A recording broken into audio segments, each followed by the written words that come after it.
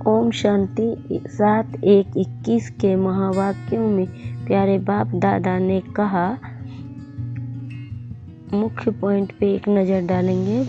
भारत में स्वर्गवासी थे जब और कोई धर्म नहीं था, एक ही धर्म था, स्वर्ग, वैकुंठ, बहिष्ठ, हेवन, यह सब इस भारत के ही नाम थे। भारत पवित्र और प्राचीन धनवान था। अभी तो भारत कंगाल है, क्योंकि अभी कलयुग है। तुम जानते हो हम अंधियारे में हैं। जब स्वर्ग में थे तो सोझरे में थे।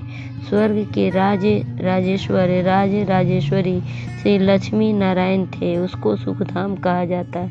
बाप से ही तुमको स्वर्ग का वर्षा लेना है, जिसको जीवन मुक्ति कहा जाता है। दूसरी पॉइंट में बाबा ने कहा, भारतवासी जब नर्कवासी बेहद दुखी बन जाते हैं तब पुकारते हैं, पतित पावन दुखहर्ता सुखकर्ता। किसका? तो सर्व का, क्योंकि भारत खास दुनिया आम सब में 5 विकार हैं। बाप है पतित पावन। बाप कहते हैं, मैं कल्प कल्प कल्प के संगम पर आता हूँ, सर्व का सदगति दाता बनता हूँ। अहिल्या, कन्यकाएं और जो गुरु लोग हैं उन सब का उद्धार मुझे ही करना पड़ता है, क्योंकि यह तो है ही पतित दुनिया, पावन दुनिया सतयुग को कहा जाता है। भारत में इन लक्ष्मी नारायण का राज्य था। फिर बाबा ने तीसरे पॉइंट में कहा, मनुष्यों ने तो कल्प लाखों वर्ष लिख दिया है। बाप कहते हैं कल्प की आयु 5000 वर्ष है, वह फिर कह देते हैं 84 लाख जन्म लेते हैं। मनुष्य को कुत्ता, बिल्ली, गधा आदि सब बना दिया है, परंतु कुत्ते बिल्ली का जन्म अलग है और 84 लाख वैरायटी है।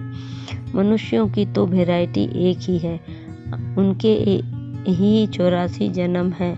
बाप कहते हैं भारतवासी अपने धर्म को ड्रामा प्लान अनुसार भूल गए हैं। सर्वगुण संपन्न, 16 कला संपूर्ण, निर्विकारी, मर्यादा पुरुषोत्तम थे। महाराजा महारानी, उन्हों को भगवान भगवती भी कह सकते हैं, परंतु बाप ने समझाया है भगवान एक है, वह बाप है।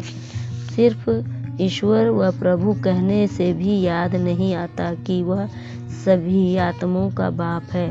बाप कहानी बैठ सुनाते हैं 84 जन्मों का। अभी तुम्हारे बहुत जन्मों के अंत का जन्म है। एक की बात नहीं है, न कोई युद्ध का मैदान आदि है। भारतवासी यह भूल गए हैं कि उन्हों का राज्य था। सतयुग में आयु लंबी कर देने से बहुत दूर ले गए हैं।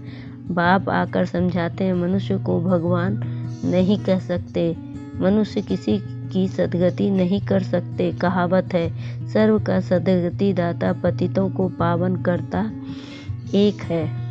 पॉइंट में बाबा ने कहा, तुम सब वानप्रस्थ अवस्था में हो। वानप्रस्थ अवस्था वाले गुरु करते हैं मंत्र लेने के लिए। तुमको तो अभी देहधारी गुरु नहीं करने की दरकार है। तुम सब का मैं बाप टीचर गुरु हूँ। मुझे कहते भी हुए पतित पावन शिव बाबा। अभी स्मृति आई है, सब आत्माओं का बाप। आत्मा सत्य है, चैतन्य है, क्योंकि अमर है। सभी आत्माओं का पाठ भरा हुआ है, आत्माओं में पाठ भरा हुआ है। बाप भी सत्य चैतन्य है। वह मनुष्य सृष्टि का बीज रूप होने के कारण कहते हैं, मैं सारे झाड़ के आदि मध्य अंत को जानता हूँ, इसलिए मुझे नॉलेज फुल भी कहा जाता है। तुमको भी सारी नॉलेज है। बीज झाड़ कैसे निकलता है? झाड़ बढ़ने में टाइम लगता है ना। बाप कहते हैं, मैं बीज रूप हूँ। अंत में सारा झाड़ जर्जरीभूत अवस्था को पा लेता है। अभी देखो, देवी देवता धर्म का फाउंडेशन है नहीं, प्राय गुम है। सार सुनेंगे। बाबा ने कहा, मीठे बच्चे, जब यह भारत स्वर्ग था तब तुम घोर सोजरे में थे। अभी अंधियारा है, फिर सोजरे में चलो। फिर प्रश्न में बाबा ने कहा, बाप अपने बच्चों को कौन सी एक कहानी सुनाने आए हैं?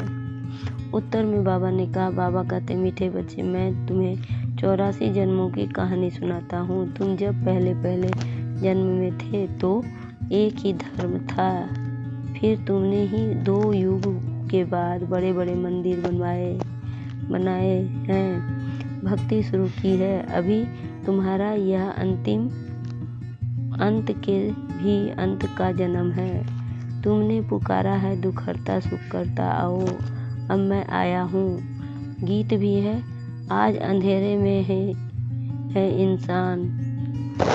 लास्ट में बाबा ने कहा, बाप समझाते हैं इसमें कोई तकलीफ नहीं है। भक्ति मार्ग में कितनी भी तकलीफ है, राम राम जपते रोमांच खड़े हो जाते हैं, वह सब है भक्ति मार्ग। यह सूर्य चांद भी तुम जानते हो कि रोशनी करने वाले हैं, यह कोई देवताएं थोड़े ही हैं। वास्तव में ज्ञान सूर्य, ज्ञान चंद्रमा और ज्ञान सितारे हैं, उन्हों की महिमा है। वह फिर कह देते हैं, सूर्य देवताएं नमः, उनको देवता समझ पानी देते हैं तो बाप का समझाते हैं। यह सब है भक्ति मार्ग, जो फिर भी होगा।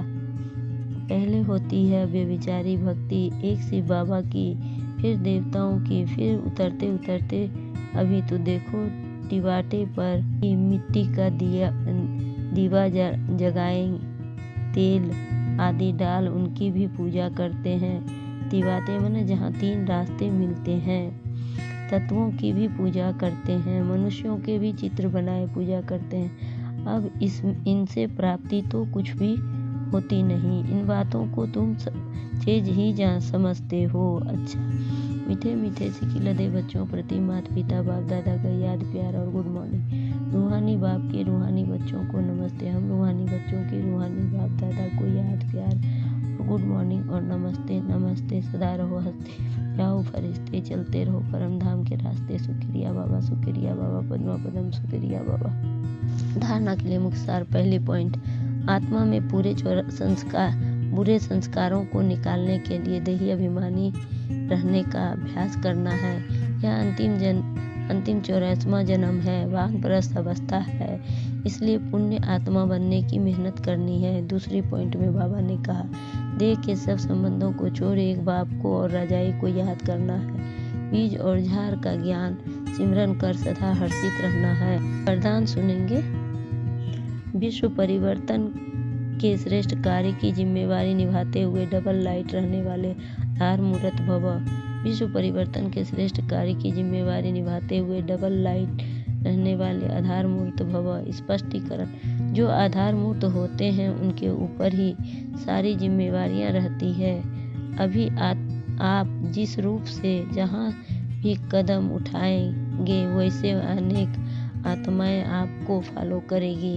यह जिम्मेवारी है, लेकिन यह जिम्मेवारी अवस्था को बनाने से बहुत मदद करती है, क्योंकि इससे अनेक आत्माओं की आशीर्वाद मिलती है, जिस कारण जिम्मेवारी हल्की हो जाती है।